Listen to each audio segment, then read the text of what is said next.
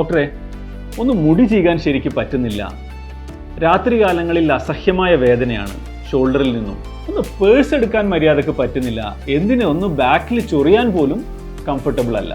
ഈ ഒരു കംപ്ലയിൻറ്റ്, ഇതാണ് നമ്മൾ വളരെ കോമൺ ആയി കേൾക്കുന്ന frozen shoulder.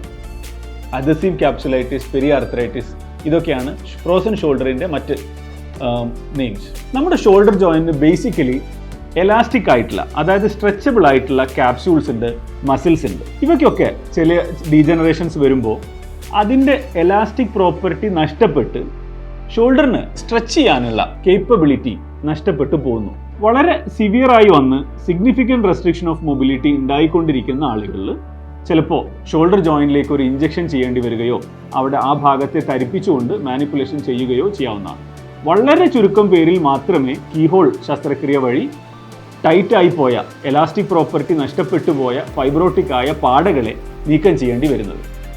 But doing regular exercise, good physical therapy with good quality anti-inflammatory medications will do the job in most of the cases of frozen shoulder. Thank you.